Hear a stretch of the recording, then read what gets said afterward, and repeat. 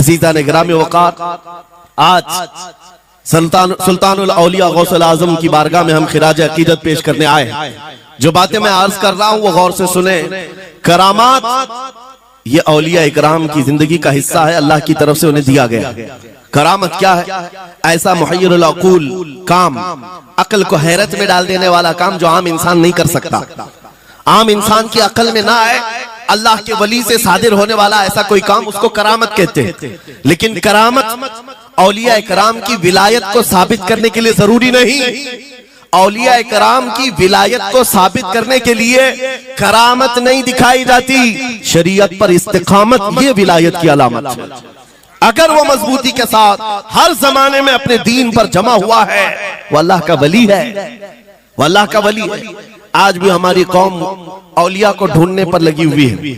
सुनो, अल्लाह का वली ढूंढना चाहते हो तो ढूंढने के लिए निकलते हैं और पीछे पड़ जाते हैं, देखते हैं ये ठोकर मार करके सोने का सिक्का निकाल सकता है कि नहीं निकाल सकता है।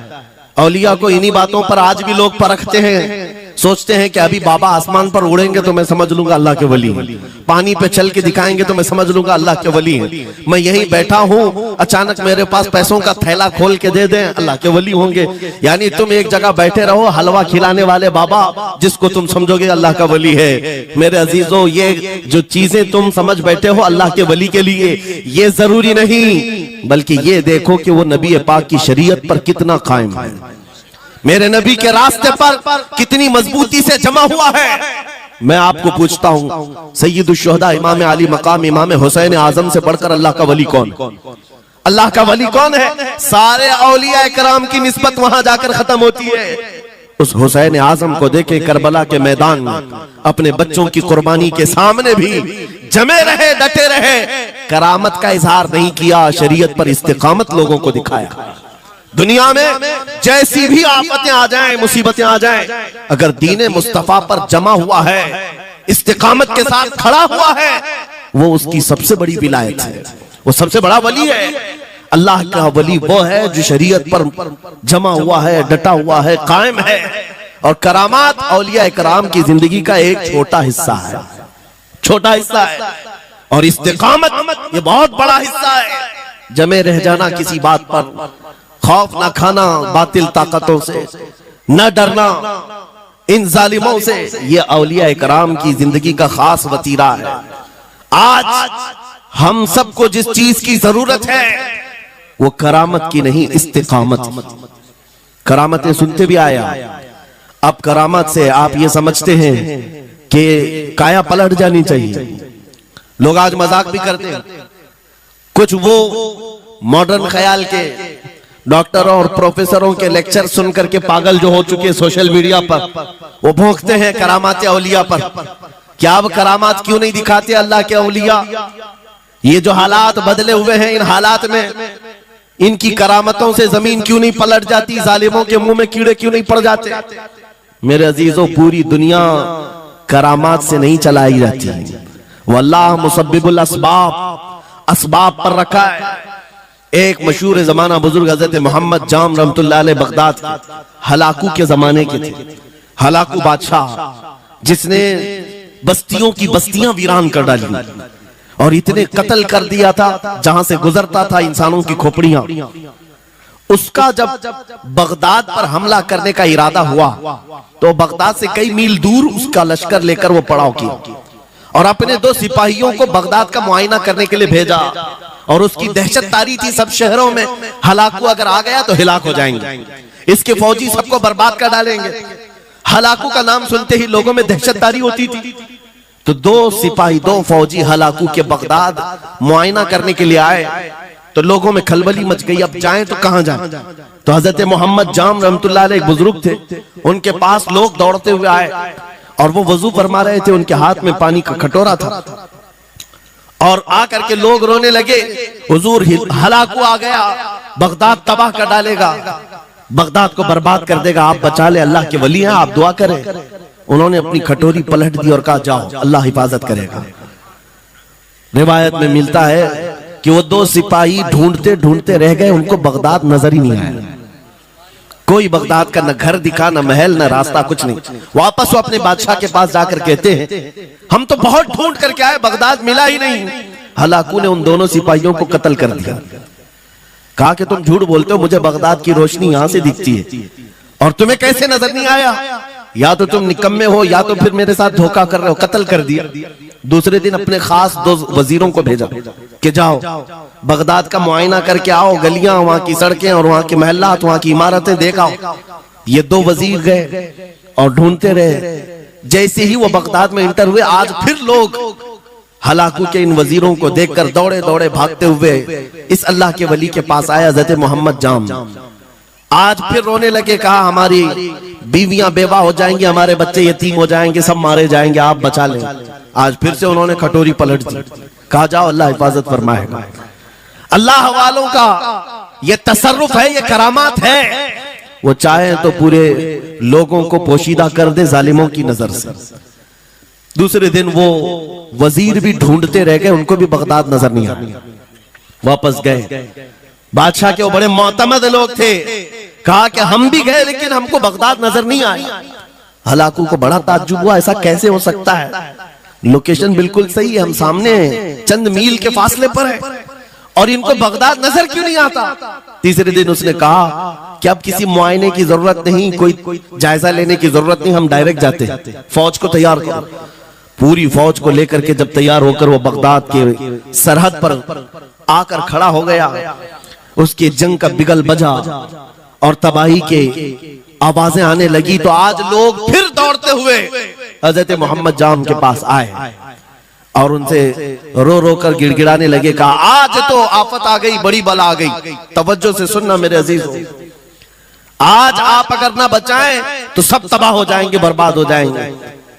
आज आप अपनी कटोरी उठा रहे थे, उन्हें गैब से निदा आई, ए मेरे महबूब बंदे, कब तक तुम अपनी कटोरी उठाकर इनको बचाते रहोगे?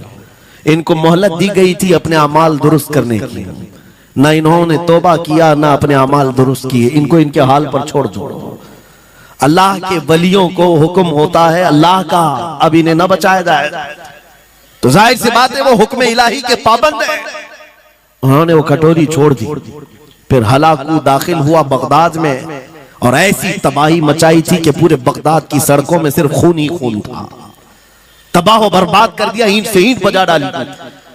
इस वाक़े को मैंने पढ़ा, उसके बाद ये महसूस हुआ अल्लाह के औलिया कराम मदद जरूर करते हैं, लेकिन एक वक्त तक, जब वो वक्त आ जाए अल्लाह की तरफ से मना हो जाए कि ये कौम बड़ी सरकश है, अब इनकी मदद ना की जाए, तो फिर ये हाथ उठा लिया करते हैं और इनको हालात पर छोड़ दिया जाता है। अज़ीज़ान गिरामी वक़ार, औलिया कामिलीन की करामतों पर भौंकने वालों से भी मैं यही कहूंगा, वो चाहे तो पल भर में हालात हमारे बदल दें, चाहे तो जमीन को उलट पलट दें, लेकिन वो अल्लाह के हुक्म के पाबंद होते हैं।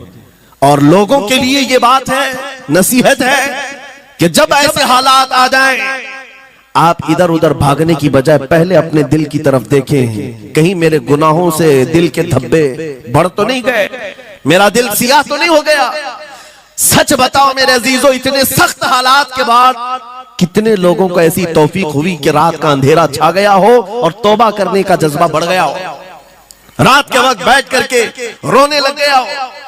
फिलिस्तीन के गज्जा के उन मुसलमानों की हालत सार को देखकर रूह अगर तड़पती है और तुम अपने अमाल की सेहत और दुरुस्तगी के लिए तौबा कर ले जाते हो, ये बहुत बड़ी नेमत है अल्लाह की। फिर तुम्हें किसी करामत के ज़ुहूर की जरूरत नहीं, तुम्हारा बदलना ही दुनिया के हालात को बदल देगा, सब बदल जाएगा। लेकिन अगर उन्हीं हालात पर बाकी रहे तो फिर करामत से भी तुम नहीं बदलोगे और ना हालात बदलेंगे, कोई चीज नहीं बदलेगी। इन्नल्लाह ला युगय्यिरु मा बिकौमिन हत्ता युगय्यिरु मा बिअनफुसिहिम। कुरान में मेरा मौला फरमाता है, बेशक अल्लाह ताला उस वक्त तक किसी कौम की हालत नहीं बदलता जब तक उस कौम को खुद अपनी हालत बदलने का ख्याल ना हो। हम अपनी जानिब से शुरुआत करें और फिर हालात खुद बदल जाएंगे, हालात खुद बदल जाएंगे। सरकार सैयदना गौसे आजम अब्दुल कादिर जीलानी रज़ियल्लाहु तआला अन्हु जिस हाल में बगदाद तशरीफ लाए थे उस जमाने को याद करें, उस जमाने को याद करें। वो ऐसा जमाना था कि उस वक्त हक बोलना एक जुर्म हो गया था। शिया नवाज खलीफा मौजूद थे, हजरत अबू बकर हजरत उमर का नाम लेने पर भी मस्जिद के दरवाजे पर कोड़े मारे जाते थे। ये वो हालात थे, उलमा की जुबानें गंग थी, बोल नहीं पाते थे। खुतबा क्या देना है वो बिल्कुल स्क्रिप्टेड, जो खलीफा वक्त चाहे बस उतना ही। आज जैसे सऊदियों के यहाँ ये रिवाज है, बादशाह की हिमायत में और बादशाह जैसा चाहे वैसी ही मस्जिद का मौलवी भी बोलता रहे। शरीयत क्या कह रही है, मेरे मुस्तफा करीम सल्लल्लाहु ताला अलैहि वसल्लम की तालीमात क्या कह रही है, इससे क्या सरोकार। बस उतनी बातें करो जितनी उनके बादशाह की हिमायत की। ये दौर गौसे आजम के जमाने का भी था। उस वक्त हक बोलना एक बहुत बड़ा जुर्म था, उलमा को कोड़े मारे जाते थे। आपको पता है उसी बगदाद में सिर्फ एक हक बात का ऐलान करने की वजह से इमाम अहमद बिन हंबल को 300 कोड़े मारे गए थे। उनकी पीठ झुक गई थी, उनकी रीढ़ की हड्डी टेढ़ी हो गई थी। कोड़ा किसको कहते हैं, कोई रस्सी को नहीं, चमड़े का वो बेल्ट जिससे वो मारते थे तो जिस्म की चमड़ी लग करके आ जाती थी। 100 कोड़े में तो आदमी मर जाता था, कोई बच गया बच गया। 300 कोड़े खाए उस इमाम की बात कर रहा हूं जिसको मेरे नबी की 5 लाख हदीसें याद थी। वो इमाम अहमद बिन हंबल इतने बड़े इमाम अल हदीस कोड़े खाते थे तो किस बात पर, सिर्फ हक बात का ऐलान बरसरे पैकार करते थे, सबके सामने करते थे। उन्होंने कोई बादशाह की रियायत नहीं की, उन्होंने ये नहीं देखा कि ये क्या चाहते हैं, बल्कि हमेशा ये देखा कि मेरे नबी की शरीयत क्या चाहती है। मेरे अजीजों, यही बड़ी करामत है। गौसे आजम की बड़ी करामतों में से करामत ये है, उस जमाने में आप बगदाद तशरीफ लाए जब हालात ऐसे थे कि हक बोलना दुश्वार था, और आप जब मस्जिद पर खड़े, मस्जिद के मिंबर पर खड़े होकर ऐलान करने लग गए, हैबत ऐसी तारी थी कि कोई आपको रोक ना सका, और आपके ये हक्कानियत की तबलीग फैलती गई। शुरू में 10 लोग, फिर 20 लोग, फिर 100-200, फिर 1000-2000। गौसे आजम ने चंद महीनों में जो खुतबात दिए, आपके खुतबात का आलम यह था कि फिर 70,000 का मजमा बराबर सुनने के लिए आया करता। और गौसे आजम का ये खुतबा एक नहीं, हजारों खुतबात हैं। जब जब आप खुतबा देते थे, एक बात याद रखें, जुबान अगर पाक हो और अल्लाह की नबी पाक की शरीयत ताहिरा बोलती हो, उस जुबान में भला का असर होता है, अल्लाह करीम की तरफ से असर डाला जाता है। हक बात अगर बुलंद आवाज से कहो, ये मत देखो कि मैं कौन हूं, ये देखो कि कलाम किसका है। अल्लाह करीम लोगों के दिलों पर बात डालता है। गौसे आजम की जुबान से निकले हुए कलमा ऐसे हुआ करते, मजमा खत्म होने से पहले पता नहीं कितनों की तो लाशें उठाई जाती थी, कितने तो वहां बेहोश हो जाते। किस बात पर? इतना असर करता दिल पर कि लोग कपड़े फाड़ लेते थे।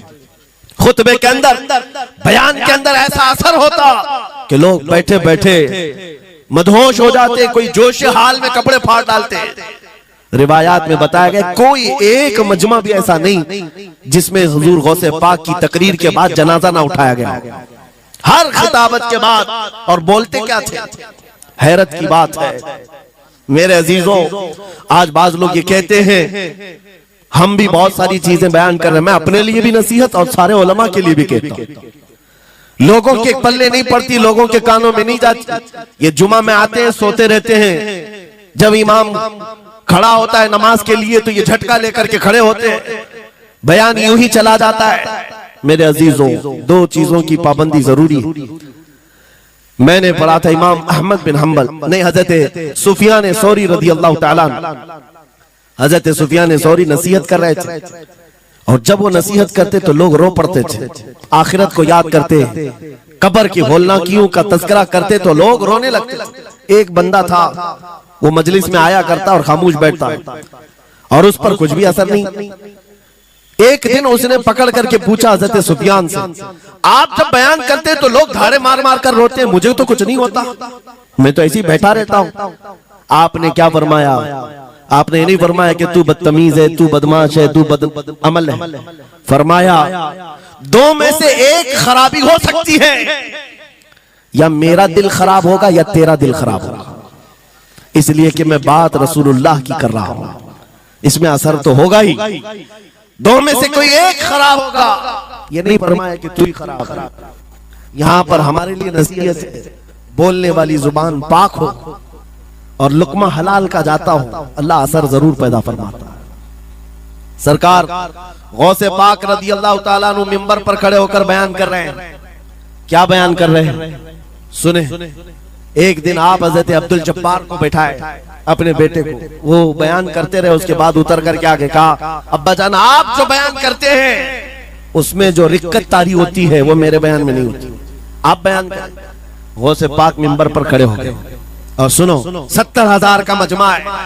गौसे पाक की तकरीर क्या है? डायरेक्ट शुरू फरमाते गौसे पाक, ऐ लोगों मेरे घर में आज एक बड़ा हादसा हो गया। अपने घर का वाकया बयान कर रहे, मेरे घर में आज एक अजीब हादसा हो गया। अब्दुल जब्बार की माँ यानी अपनी बीवी के बारे में कह रहे हैं, उनके बेटे हजरत अब्दुल जब्बार कहते हैं, अब्दुल जब्बार की माँ मेरे लिए दही मट्टी की हांडी में जमा कर रखी हुई थी, एक छीके से लटकाई हुई। गर्मियों के दिन थे, आज मेरी भी ख्वाहिश थी दही खाने की। मैं घर पहुंचा दोपहर के वक्त, दही की हांडी मेरी बीवी ने उठा करके दस्तरखान पर रखा था। मेरे पहुंचने से पहले ही एक बिल्ला आया घर में और पांव से झपटा मारा, वो दही का मटका गिर गया, टूट गया और दही पूरा जमीन पर बह गया। न माँ खा सका न मेरी बीवी खा सकी। इतना बयान करना था कि लोग ठाड़े मारकर रोने लग गए, कपड़े फाड़ने लग गए। लोगों के अंदर जोश हाल से कैफियत बदल गई। मेरे अजीजों, कोई अपने घर का वाकया बयान कर रहा हो कि दही की हांडी फट गई, दही बह गया, इसमें कौन सी ऐसी बात है रोने की? ये हमारे और तुम्हारे लिए हो सकता है। गौसे आजम का मजमा भी अहले दिल का हुआ करता था, वो बसीरत वाले लोग बैठते थे। गौसे पाक क्या बयान कर रहे थे? गौसे पाक के बयान का मतलब ये नहीं है कि अब्दुल उनकी बीवी दही की हांडी जमाई थी और उनके लिए खाने का इंतजार कर रही थी। गौसे आजम अपने वाकये से दुनिया की हालत बता रहे थे, ऐ लोगों जिस तरह मेरे घर में आज मेरे खाने से पहले दही का मटका टूट गया और दही बह गया, सबकी हालतें तकरीबन ऐसी होती हैं। इंसान अपने लिए इतना कमाता है, माल जमा करता रहता है और जब उसके खाने का वक्त आता है मलकुल मौत पंजा मारकर रूह निकाल लेता है और सारा माल उसका धरा का धरा रह जाता है, ना वो चख पाता है ना खा पाता है। गौसे पाक रज़ी अल्लाह ताला अन्हु ये दुनिया की हालात बता रहे थे। और मेरे अजीजों, आज भी वही हालात हैं हमारे, आज भी वही हालात हैं। हमने कमाने के लिए अपनी सेहत गंवा दी, रात नहीं देखा, दिन नहीं देखा, दौड़ते रहे माल हासिल करने के लिए, इतना जमा कर लूं, इतना जमा कर लूं, इतना जमा कर लिया, जब तक तो सेहत बिगड़ गई, शुगर भी आ गई, बीपी भी आ गई और ऐसी बीमारियां लग गई कि आप इनको ठीक करने के लिए जितना जमा किया था खर्चा करते रहो। शेख सादी रहमतुल्लाह अलैह फरमाते हैं, ये दो कामों में तो इंसान की पूरी जिंदगी खत्म होती है। पहले कमाने के लिए सेहत गंवाता है और फिर सेहत बचाने के लिए माल गंवाता है।